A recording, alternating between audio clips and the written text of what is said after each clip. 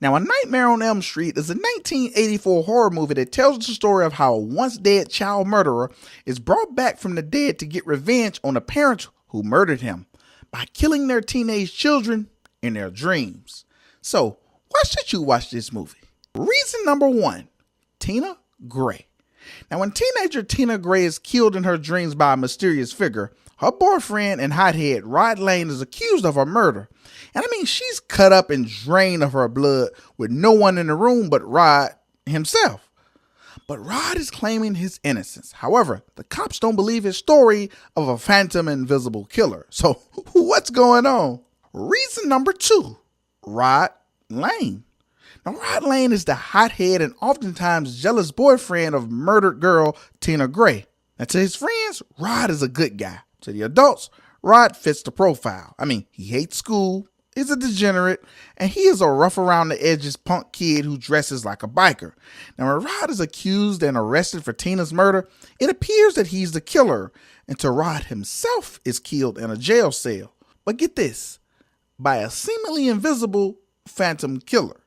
But using common sense, maybe he's just hung himself, right? Reason number three, Nancy Thompson. Now, all around good girl and daughter of Police Chief Donald Thompson, Nancy is a studious young lady who, like Rod, Tina, and her boyfriend Glenn, claims to be plagued by a mysterious figure with knives for fingers and haunts her in her dreams. Now, after her friend starts to die off, Nancy is convinced that the mysterious figure who stalks them in her dreams has the ability to affect them in reality. Now, is he the true killer, or is Nancy just being irrationally delusional? Reason number four, Glenn Lance. Yes, the attractive and boy next door of Nancy Thompson, Glenn Lance, is at first convinced that Rod killed his friend Tina, but after further investigation with his girlfriend Nancy, he too starts to suspect that the man who he's seen in his dreams is actually killing his friends in real life. But as the story goes, the police and parents don't believe the boogeyman is going around town killing their children. But when Glenn himself is murdered, Nancy is convinced that she must put an end to this mysterious figure once and for all. Reason number five, the Dream Demon. Now, the man who's hunting the dreams of the children is none other than once executed child killer Freddy Krueger. Now, after he is killed by vigilante parents for his crimes, he is brought back as a dream demon that gives him the power to kill the children of Springwood in both their dreams and have it play out in reality. But as the bodies stack up, who's going to believe that the boogeyman is real? Now, in the end, 1984's A Nightmare on Elm Street is a much-watched horror for horror fans. This is a seminal work by Wes Craven that gave us something we never had, a slasher villain with a personality. Now, some could argue that this is the best version of Freddy, as it featured him in only 7 minutes. And this was perfect because it didn't overexpose the character and kept him mysterious, scary, and interesting. Now, perhaps less of Freddy was the best recipe. So, have you seen the original Nightmare on Elm Street? If so, let us know how you liked it in the comments. Now, A Nightmare on Elm Street 2, Freddy's Revenge, is a 1985 movie that tells the story of a teenage boy who is haunted in his dreams by deceased child murderer Freddy Krueger, who is out to possess him in order to continue his reign of terror in the real world. So, why should you watch this movie? Reason number one, a possession movie. Now, in 1985, A Nightmare on Elm Street 2, Freddy's Revenge, this movie breaks the previous rules of the first installment, which chronicles the lives of teenagers who must stay awake to keep from dreaming and dying in both their sleep and in the real world. Now, in this movie, there's very little dreaming and people dying in their dreams. Instead, Freddy possesses our main character Jesse in his dreams to do his bidding in the real world. Reason number two, who's the killer? Now, in this movie, there will always be times where you don't know who's doing the killing. Is Freddy possessing Jesse? Is Jesse doing the killing himself? Are the on-screen characters seeing Freddy, or are they seeing Jesse? Trust me, there are scenes and lines said in this movie where you will wonder who are the victims seeing as they're being killed. And that sort of ambiguity is what makes this installment stands out. Reason number three, barely a Nightmare on Elm Street movie. Yes, this movie is hard to be considered a nightmare movie because very little in this movie connects the first from the rest of the series. I mean, no one dies in their dreams. Freddy may or may not be seen on screen to the characters, and the only thing that connects this installment with the first is that our main character Jesse is in the old Thompson house and he finds Nancy's diary before she was committed to a mental institution. And to be completely honest, this movie might be a dream and only exists in either the character's Jesse's mind or the filmmaker. Reason number 4, failure to world build. Now, in most horror movie franchises, world building is important. Nightmare 2 is a failure that was mistakenly seen as genius. Now, granted, I like this movie, but this movie often gets the reputation for being smart and trying new stuff. But this movie's lore was so terrible that none of the lore stuck. It wasn't some pro-gay subtext or a unique spin of the franchise. This movie attempted to give Freddy a new power and messed it up completely. It's a reason we never see Freddy possess another person anywhere in the franchise. And it's a reason why Part 2's lore is often skipped and retconned. It's just through revisionist history, we've tried to remember this movie with rose-colored glasses. Even with its failed lore, I gotta admit, this movie is still entertaining. Reason number 5, ride or die. Now, this movie in a nutshell is a love story. Lisa loved Jesse no matter what. Now let's do a tally. He routinely cut her off at second and third base. He teased her the entire movie, told her that he killed his coach. She loved him even more. He told her that he killed his best friend. And even when he was bloody and holding a murder weapon, she loved him even more. She saw him butcher his friends at a pool party. Still, she never gave up. And in the end, he was bearing down on her to kill her. And what did she do? Confesses her love for him, even in the face of certain death. What does all this mean? Fellas, make sure you get yourself a Lisa. Now, in the end, A Nightmare on Elm Street 2, Freddy's Revenge, was a happy accident. It was poorly written and crafted, but the acting was so good and the general concept was weird enough to keep us entertained and become a cult favorite amongst fans. It's sort of like hosting a party that got out of hand, but you enjoyed it and said, hey, let's not do this anymore, but we'll remember it for the rest of our lives because it was so wild. And I think that is the best way to describe A Nightmare on Elm Street 2, Freddy's Revenge. I'm going to go ahead and recommend this because it's so bad, it's good. Now, A Nightmare on Elm Street 3, Dream Warriors is a 1987 horror movie that tells the story of Kristen Parker, an Elm Street teenager who possesses the ability to manipulate her dreams. But after an encounter with Freddy Krueger, Kristen is placed in a mental institution where she teams with the last of the Elm Street children to put an end to Freddy once and for all. So, why should you watch this movie? Reason number 1, Kristen Parker. Hi, what's your name? Kirsten, what's yours? Now, Kristen is a teen who, during her encounter with Freddy, slashes her wrist in the real world. This forces her into a mental institution. Now, both she and the other teens who also encounter Freddy, lives are placed in danger because a part of their medication is a sedative that puts them asleep and then makes them easy prey for the Dream Demon. Reason number 2, the Dream Warriors. In the name of Lorik, Prince of Elves, demon be gone! Now, Kristen has the ability to manipulate her dreams and also pull other people into her dreams. So, what does this mean? This gives Kristen and those who she brings into her dreams superpowers that they can manifest in their dream world, and this makes them worthy opponents for Freddy. Reason number 3, Nancy Thompson. Want him. Never sleep again. Yes, Nancy Thompson is back.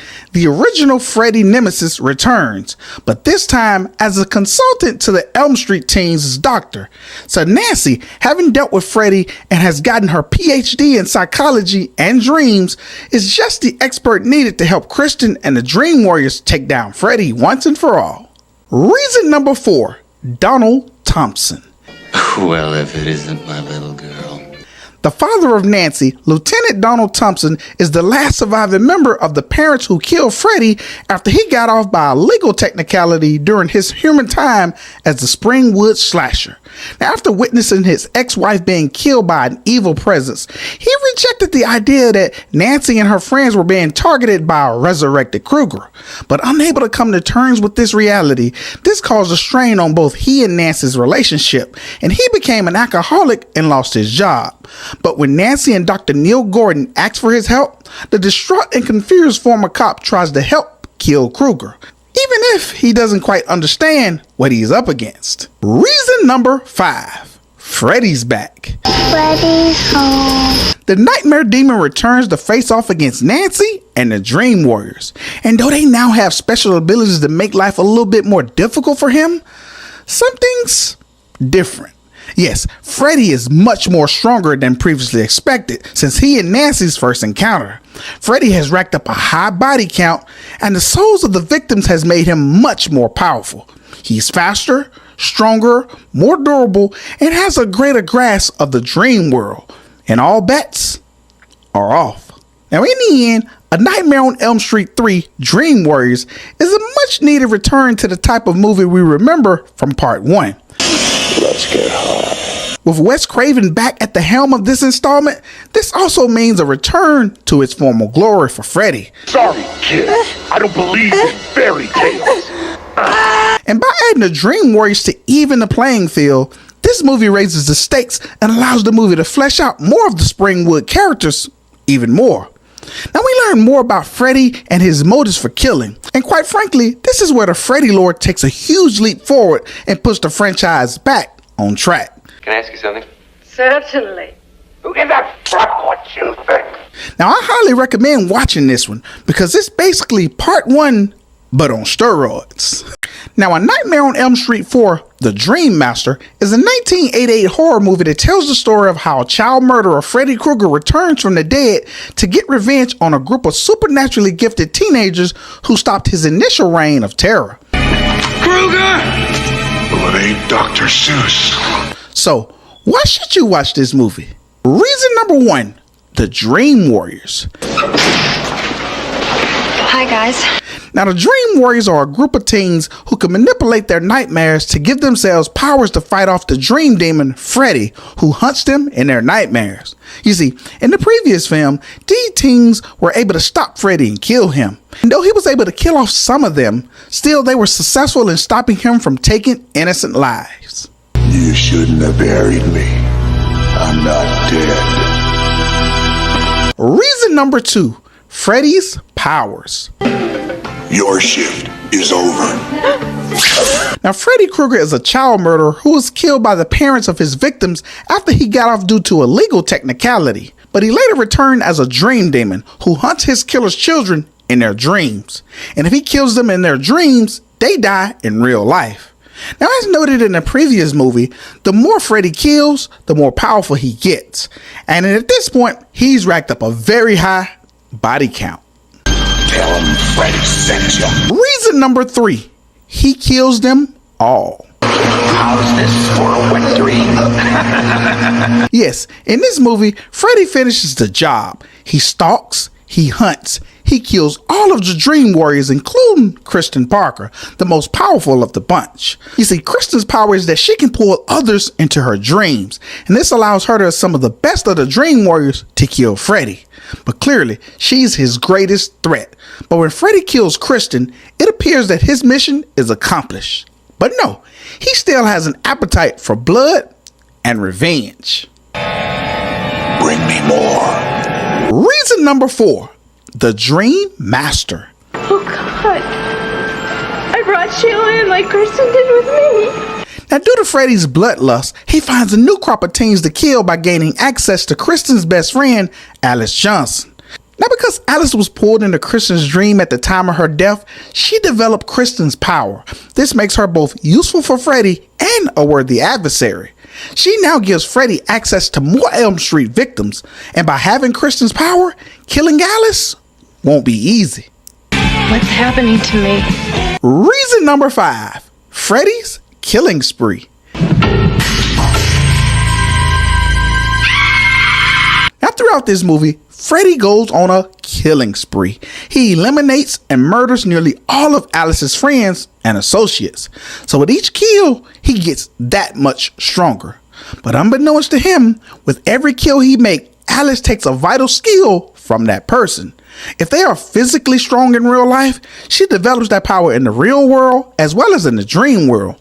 So Freddy manages to kill some very skillful teens, and this makes Alice pretty powerful as his main opponent.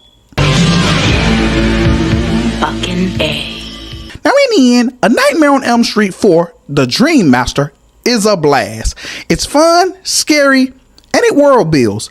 This movie allows fans to visualize and experience the dream world in ways not previously imagined. You also get characters that are not inherently tied to Nancy. The Nightmare on Elm Street franchise and its universes grows exponentially through this movie. And this movie is highly recommended, and be sure to check it out. You think you've got what it takes? I've been guarding my gate for a long time, bitch. And until next time, when CEDtalks horror.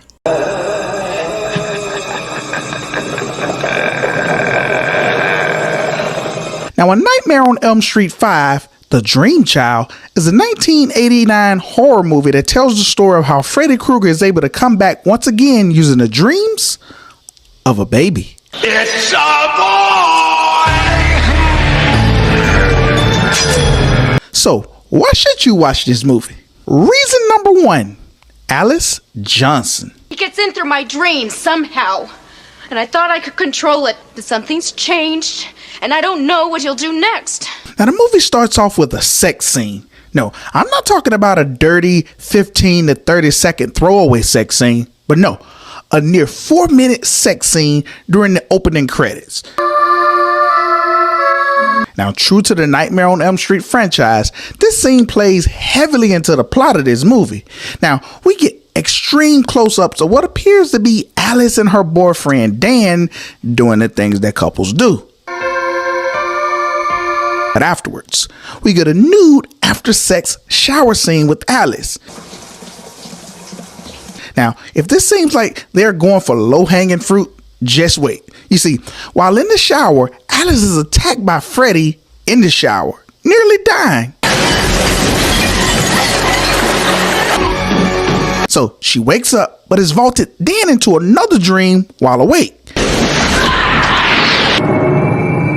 to where she sees the origin story of Freddy, but not the one you might remember. Reason number 2, Dan Jordan. You got the tickets. Yeah, they're coach seats, but this plane stops in Paris. Now, having survived Freddy's terror from Elm Street 4, Dan returns and he's now hot and heavy with Alice. But Dan gets a call from Alice who tells him that she keeps having these dreams, visions, and terrors of Freddy while being completely wide awake. Dan, it was Krueger. What?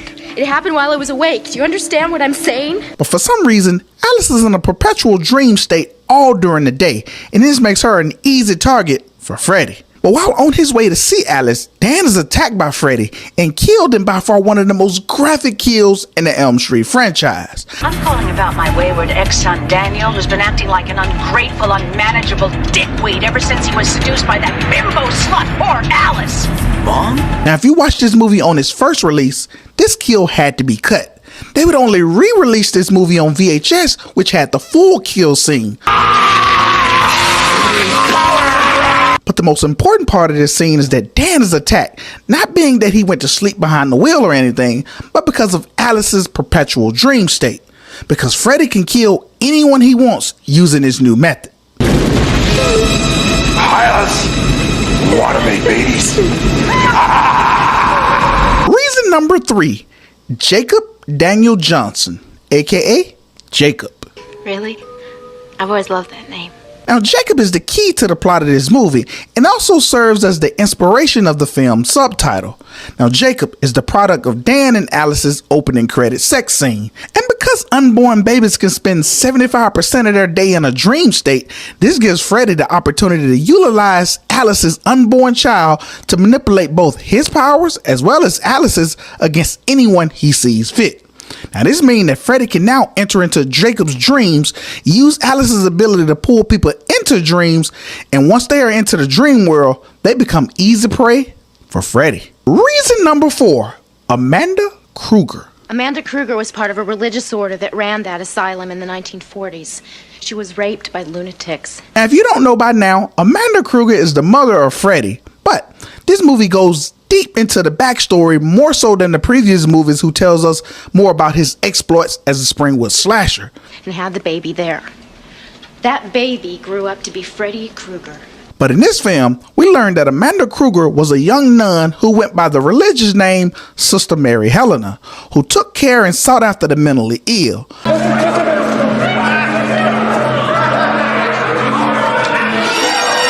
But while making her rounds, the orderlies of the place didn't do a proper check and accidentally left Amanda locked in a room with 100 mentally ill men for the Christmas break. Close enough. It's 100. Let's go. Now, Amanda will be beaten and raped repeatedly during this time. So she gives birth to a child murderer and rapist, Frederick Charles Krueger, who is infamously known as the son of 100 maniacs. We'll see, bitch. We'll just see. Reason number 5, Freddy Krueger. 9 to 10, he's back again. Now, in this film, Freddy is probably his most powerful than in any part of the Elm Street franchise. Why? He has the souls of all the Dream Warriors, plus he knows the dream world like the back of his hand. Also, using Alice's unborn son, Jacob, Freddy can now pull anyone into the dream world. And we have to understand that with an unborn baby spending 75% of the day in a perpetual dream state, that means that 75% of the day is playtime for Freddy. And only an act of God can stop him now. Now, in the end, this is a very underrated movie. There are those who say that the kills are not inspired, but that's not true. Every kill was based on the fear of each victim, which is true to Freddy's method. Also, this movie is dark. It delves into science, psychology, religion, and fantasy. 3 kills in this movie was so over the top that the MPAA had to cut parts of the kill scenes to keep the movie from getting an X rating. One kill that I recall was the comic book kill. Now, let's be honest, that kill could have been a lot worse.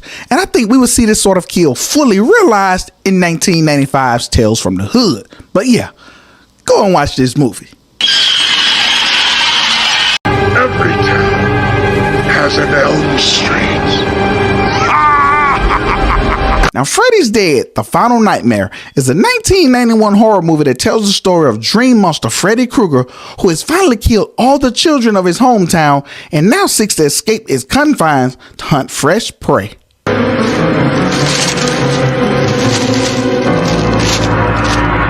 So, why should you watch this movie? Reason number 1, how sweet, fresh meat. You forgot where you came from, kid. But I know where you're going. Now, this movie is set 10 years into the future. Freddy has won. He has triumphed and killed nearly every child in Springwood. But the last surviving Elm Street child is a homeless runaway. And Freddy uses his kid's dream to bring him new victims. But Freddy has run into a problem. He's going to make you help him. Because you're the last. And though this kid was born in Springwood, after his dream encounter with Freddy, he, aptly named John Doe, wakes up just outside the city limits and Freddy can't harm him. In fact, John has no memory of Freddy or his identity. I don't know! All I know is that wherever I'm from, I was the last. But it's Freddy's backstory and the people John encounter that will bring Freddy to a new location and a fresh set of victims. Now be a good little doggy and go fetch. Reason number 2, you are all my children now. Time to start all over again. So John Doe, while finding solace at a shelter for youths, befriends Dr. Maggie Burroughs, who tries to help John regain his memory and get to find out details of his past. But she and John embark on a road trip, and while doing so, 3 stowaways, Spencer, Carlos, and Tracy, all teens with troubled pasts, tag along inconspicuously. But they are discovered by Maggie and John when John's hallucinations of Freddy causes an accident. And this accident happens right outside of Springwood. Yeah, well, the map says we're fucked. Reason number 3, the house that Freddy built.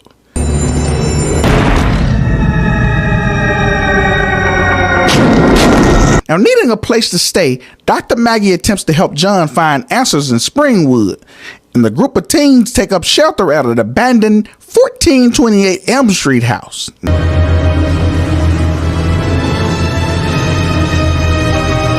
Now, not understanding where they are staying, they are terrorized by a familiar face during their dreams. Free me, you idiot! I'm your fucking memory! And this is where we learn the depth of Freddy's powers, his demonic origin story, and even his weakness. Plus, we get to see Freddy expand his killing outside of Springwood. I'm sorry! I'm not. Reason number 4, welcome to my world.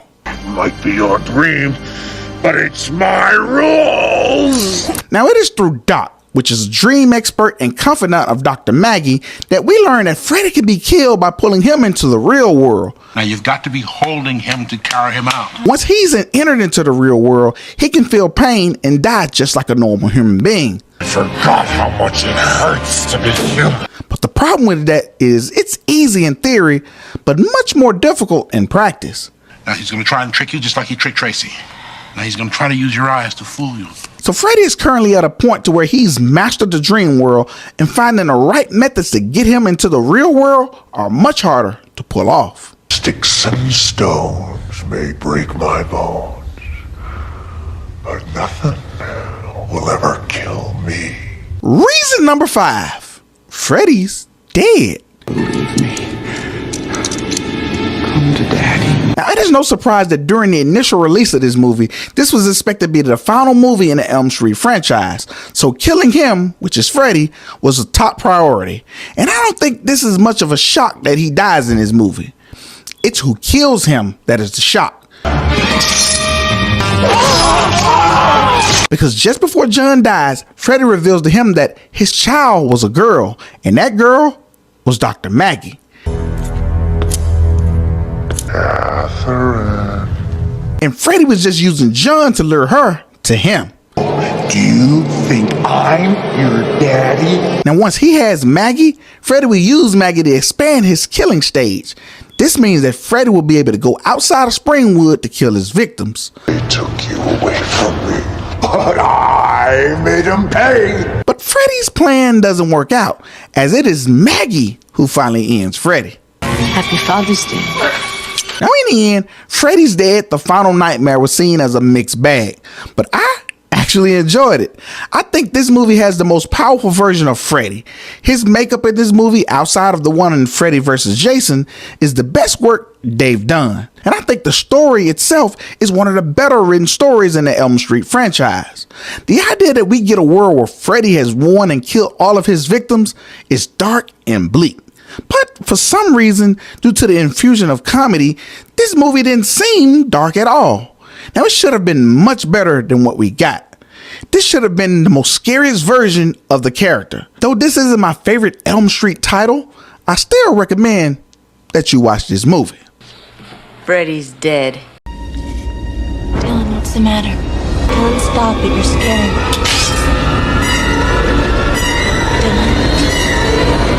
Now, Wes Craven's New Nightmare is a 1994 movie that tells the story of the movie A Nightmare on Elm Street coming to life. Yes, Robert Englund, who plays Freddy,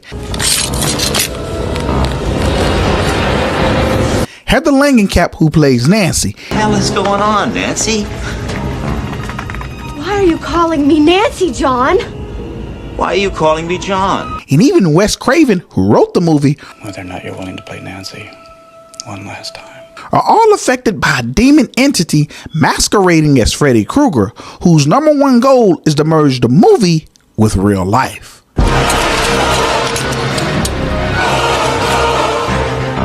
So, why should you watch this movie? Reason number 1, Heather Langenkamp. Is Freddy really dead? Of course he is. Freddy's dead and gone. Yes, you heard me correctly. In this movie, everything revolves around Heather Langenkamp.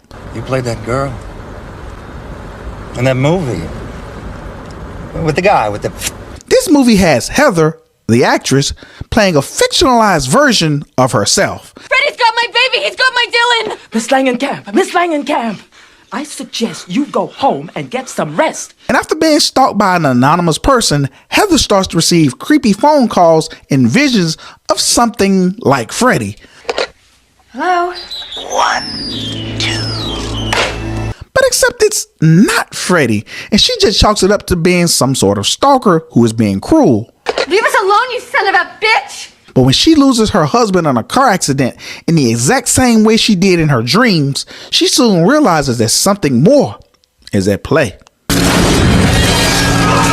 Reason number 2, Dylan Porter. Hungry, Dylan? Now, the son of Heather and Chase Porter, Dylan is the object of the entity's plan.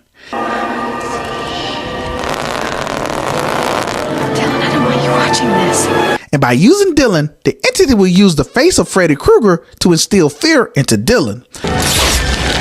Honey, you should do that. Too late. I'm almost there. And once Dylan has proper fear of Freddy, the entity will be able to come into the real world to kill Heather and anyone she holds dear. Let's get him open. Good and fast. Cut this evil out of him. Now, in this movie, Dylan's story mirrors his mother's role, Nancy, from A Nightmare on Elm Street. Rex keeps him down there. The mean old man with the claws. And to make matters worse, Dylan is much younger than the character Nancy, so he's unable to effectively fight off the entity, nor can he properly describe what's happening to him psychologically.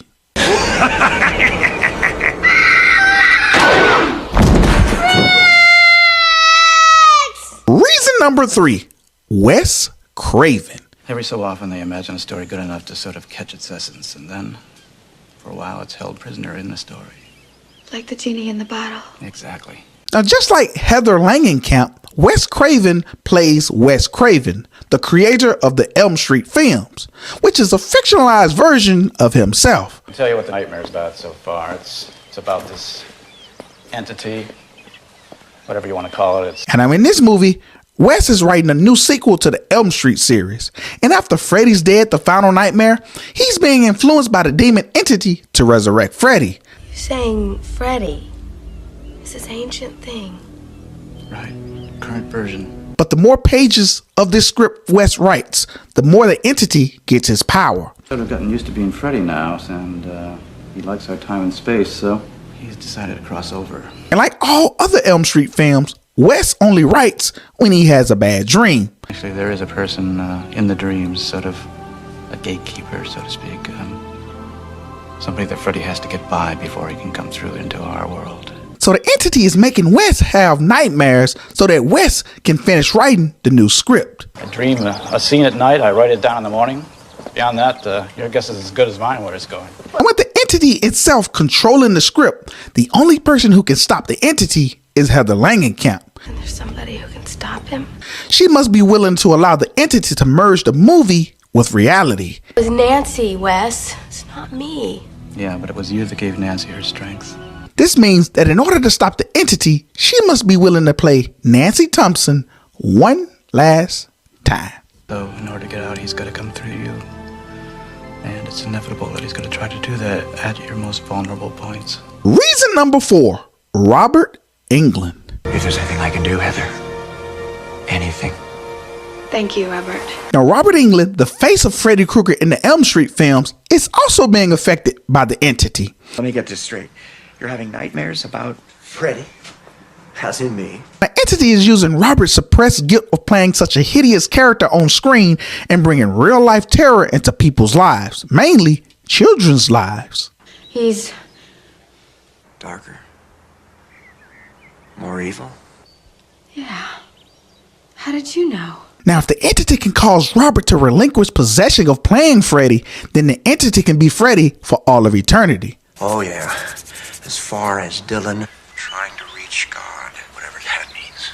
So, how exactly will Robert respond? Yeah, sure. Reason number 5, the entity. Now, an ancient demonic presence known as the entity, it has been around forever. And to gain power and sustain itself, it has affected many writers over many different ages. But after discovering the mass hysteria and the powers of the character of Freddy Krueger from the Elm Street films, the entity has decided that he no longer has to live in the pages of books and in the minds of people as legends. He can bring a nightmare on Elm Street to the real world. Miss me. Now, all he has to do is control the writings of Wes Craven and kill Heather Langenkamp, his only weakness, as she's the essence of Nancy Thompson. Now, throughout this movie, every actor gets transformed into the Elm Street character. Nancy, pull yourself together before you make yourself and that kid nuts. And this will allow him to be forever. Now, in the end, Wes Craven's New Nightmare is my personal favorite of the Elm Street films. This movie was very controversial among Elm Street fans, and I think this movie was truly before its time. Therefore, people weren't really ready for this style of movie, and we wouldn't get this sort of meta storytelling into the Scream franchise. And now audiences have been groomed to accept these sort of stories. And we have to realize that this movie came out before any variants, any time jumps, timelines, and any sort of story within a story. Now, this type of thing only existed in comic books, and in 1994, comic book movies weren't in style. I mean, there were no MCU or DCU. Wes Craven was a genius, such a genius that his work wouldn't be truly appreciated until modern times, a whopping 30 years later. And if you haven't seen this movie, then please do yourself a favor, because I highly recommend this one. Now, Freddy vs. Jason is a 2003 horror movie collaboration that pits two of the most infamous horror movie boogeymen of the 80s and 90s in a battle for supremacy. We have the demon from Elm Street, Freddy Krueger, squaring off against Mrs. Voorhees' baby boy, Jason Voorhees. Who wins? Everyone, place your bets. And here are 5 reasons why you should watch Freddy vs. Jason. Coming up on CEDtalks Horror. Now, the movie tells the story of Freddy Krueger, who is infamous for terrorizing the children of Elm Street in their dreams, but isn't powerful enough to make a comeback to do the killing himself. Now, while lamenting his reign of terror, he resurrects Jason Voorhees of Camp Crystal Lake, disguised as Jason's mom. But because Jason would do anything for the old mommy, Freddy uses Jason's obedience to his mom to kill on his behalf by murdering a new set of teens on Elm Street to make both the parents and the teens remember who Freddy is, because it is fear that gives Freddy his power.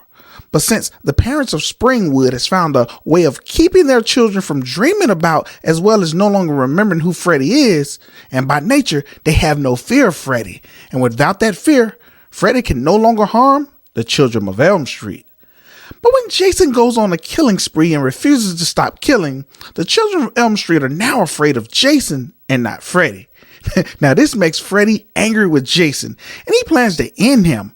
But killing Jason will prove to be easier said than done. So, why should you watch this movie? Reason number 1, a long time coming. Now, back in 1987, Freddy Krueger and Jason Voorhees were megastars in the 80s. They transcended the horror genre and crossed over to pop culture quite frequently. But it was during this time that rumblings had begun to pit Jason, who was a Paramount property, against Freddy, who was a New Line Cinema property. Now, with all the red tape that was possible, it was pretty certain that this was just a fan's pipe dream and nothing more. But there were other ideas to drum up interest, and we get Jason versus Carrie from the Stephen King mythos. But not exactly. Instead of bringing in Carrie White, the franchise would introduce Tina Shepard. Now, like Carrie, Tina was a telekinetic, and their arc would be featured in Friday the 13th Part 7, The New Blood. And it was well received, and it served as a holdover to possibly getting a Jason and Freddy movie going. But failed scripts and copyrights would be the death of this movie. But the fans would be shocked when in 1993, in the movie Jason Goes to Hell, The Final Friday, the movie ended with Freddy grabbing Jason's mask and bringing it down to hell with him. Now this would resurrect interest, but this time the fans themselves felt that this movie was close. But nothing would be heard of this movie for the next 10 years. But in 2003, the pipe dream would become a reality. And reason number 2, the best of both worlds. Freddy vs. Jason is a movie that, despite the negative responses it got, it gave us children who were now grown, and I think I was nearly a senior in high school, but it gave us the best of Jason and the best of Freddy. Now, I have to give props to filmmaker Ronnie Yu, who took all of the coolness of the Friday the 13th and merged it perfectly with all of the coolness of A Nightmare on Elm Street.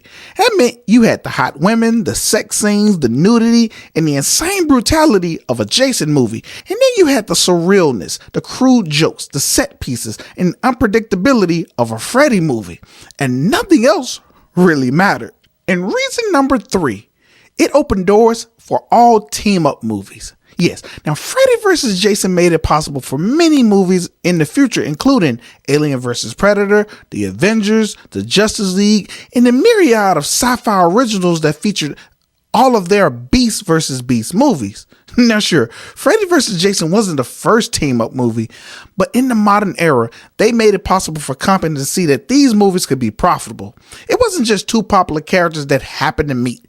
It was two fan bases, two franchises, two separate IPs, and most importantly, it was two of the very best iconic figures of their day to come together under one roof. And this was by far the highest rated passion project ever seen. And reason number 4, the last of a dying breed. The slasher brand will always be synonymous with two names, Jason Voorhees and Freddy Krueger. I mean, you can't tell the history of slasher movies without these characters. And I know people who hate horror movies. I know people who don't watch much television at all and know explicitly who Jason Voorhees and Freddy Krueger are. Now, these characters transcend the movie world, and since the 1980s, these franchises own the theaters, and in 2003's Freddy vs. Jason, we will see the last of the original run of these characters, and this would also be the very last time Robert Englund suit up as Freddy Krueger. Now, like it or not, we're not getting these times back. Those movies are gone, and the world has changed so much, and these characters epitomize the time when the slasher genre was king. And reason number 5, this answered the mythical question without bias. Now, Freddy vs. Jason answered the age-old question. Who would win in a fight between Jason versus Freddy? I mean, you have to understand that this movie was not supposed to happen. It couldn't happen. The question was held in such high regard because of the mythical novelty. I mean, 9 times out of 10, this movie shouldn't exist. These questions weren't meant to be answered. They were hypothetical. They were meant to spark debate. And in a movie that was both a labor of love as well as a love letter to the fans, Ronnie Yu walked a tightrope, and he did it gracefully. I mean, some people say that he cowered out, but I don't think so. I mean, if you watch that movie, you see Ronnie Yu answer that question masterfully. I mean, after the fight, we see Jason emerge from out of Camp Crystal Lake with Freddy's head. Now, assuming that he's the winner of the fight, but to navigate these waters, the camera pans into Freddy's decapitated head, and Freddy's head winks and gives that maniacal laugh. And to me, that was a chef kiss, because that was the right move. And I give Ronnie Yu all sorts of grief for not including Kane Hodder in this movie, but this decision was literal perfection. Freddy vs. Jason meant a lot to people in my era. I mean, this movie shouldn't have been done. It wasn't meant to happen. You have to understand how unapproachable this concept was.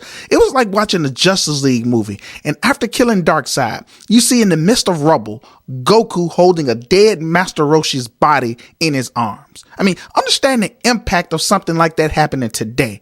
I mean, it's almost like watching a Mortal Kombat sequel, and Shao Kahn has run out of options and is talking to a mysterious figure, and that mysterious figure turns out to be M. Bison. I mean, there would be a ripple effect, because this is what Freddy vs. Jason meant to the horror world. I mean, you have the upper echelon of slashers converging into one singularity.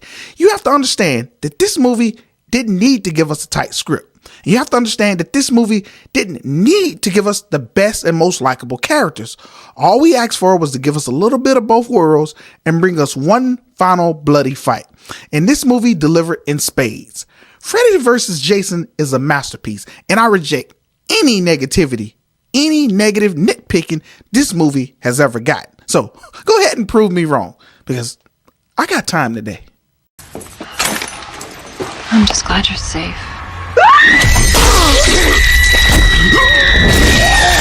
Now, A Nightmare on Elm Street is a 2010 remake of the 1984 classic. Now, this story centers around child rapist Freddy Krueger, who was killed by the parents of his victims. Our kids get on the stand and have to tell a room full of people what happened to them. Right, we've got to call the police. He's right. This is not the way to ends do it. tonight. So he comes back as a vengeful spirit to torture their children in their dreams. But here are the rules. If he kills them in their dreams, they die in real life. Ted, you're it. So, why should you watch this movie? Reason number one, Dean's death. Dean, what are you doing? Now, when teenager Dean Russell dies mysteriously, his friends ponder what happened to him. You see, Dean had been having these nightmares about some man. They're just dreams. Okay, they're not real. These dreams, they're real. And on one fateful night, while dining at a restaurant, Dean appears to have slit his own throat. But those who witnessed the death, including the viewing audience watching the movie, saw Dean appear to struggle with someone or something that they couldn't see.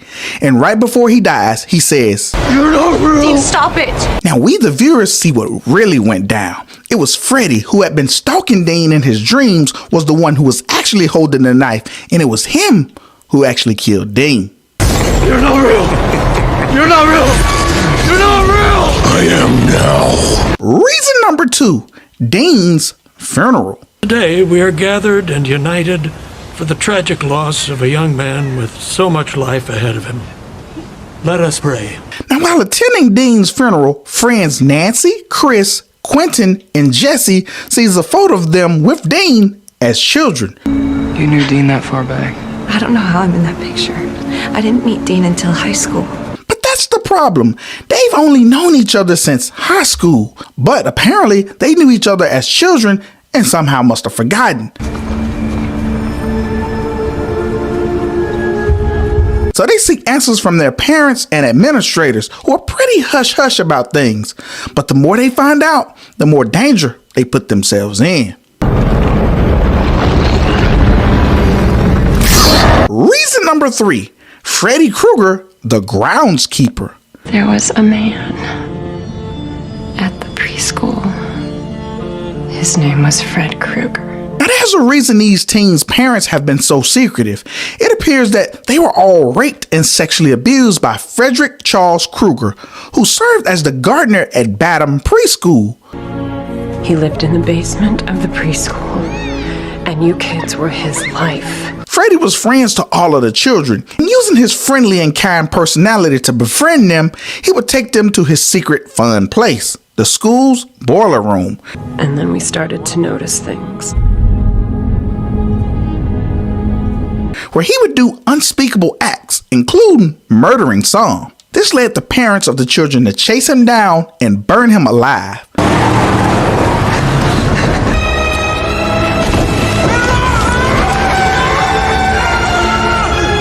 doing so, this would help protect their children's innocence, and they'd never have to bring this up again. I'm not lying to you. I didn't want you to have to go through your life with this memory. So this will serve as a chamber of horrors that has long since forgotten. I didn't want you to remember. I wanted you to forget. Remember what? But through Dean's death and funeral, one by one, Freddy made them all remember. You think you can turn back time? Do you think you can bring the dead back to life? I didn't fucking think so. Reason number 4, Nancy Holbrook. Nancy, if you need someone to talk to. I'm okay, thank you. Yes, you heard me correctly. Nancy Holbrook, not Nancy Thompson, is the object of Freddy's wrath. You, Nancy. So good. You were his favorite of all. You know what? Now through this Nancy, this is where our story plays out. It appears that Nancy is the one to find out all of the backstory of she and her friends through her mom. Didn't want to believe it at first. Ready or not. You all were so innocent. And it is Nancy who was likely done the absolute worst by Freddy. What are those pictures of? They're all of you. Want to see? No.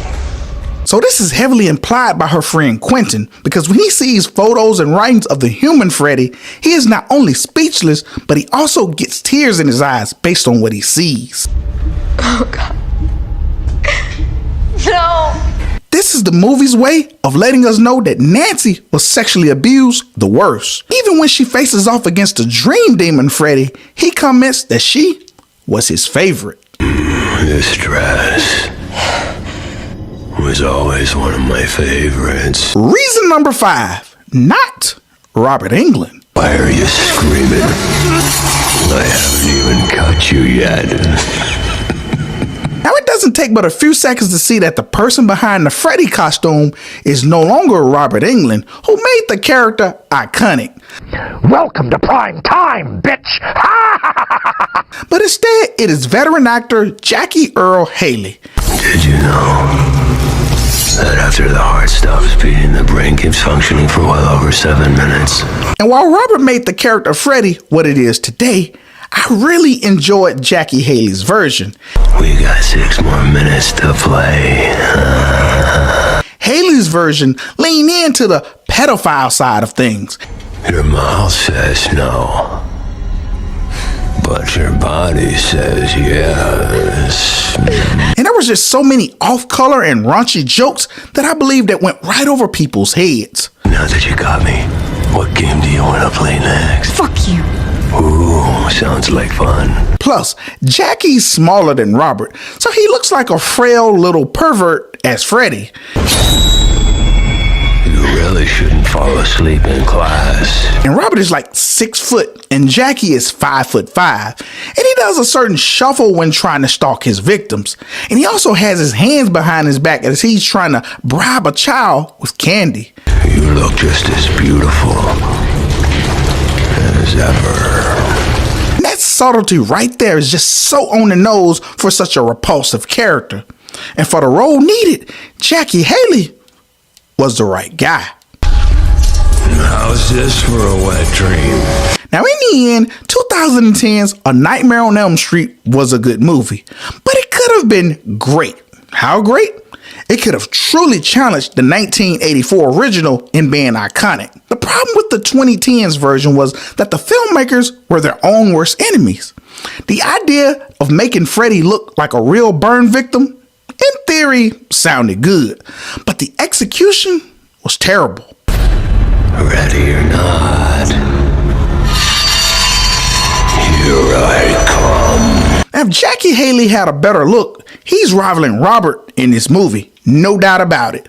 And the idea of making Freddy innocent was pretty awesome. We were 5! We would have said anything! How do you know he was guilty? Oh my God. You killed an innocent man. Like, can you imagine a story where Freddy was innocent? I mean, you could easily see why he would want vengeance. But true to their nature, the filmmakers then wrote themselves into a corner by taking an original idea and stepping all over it. He's not after us because we lied. He's after us because we told the truth. This movie had the potential to rewrite the Nightmare franchise. And every good thing that they had, they messed it up. And Jackie Haley was perfect for the role, and all they needed to do was stick to landing, and they screwed it up. However, this is still a part of history, and it's a movie that is worth a one-time watch. I was just patting him. And until next time, when CEDtalks horror.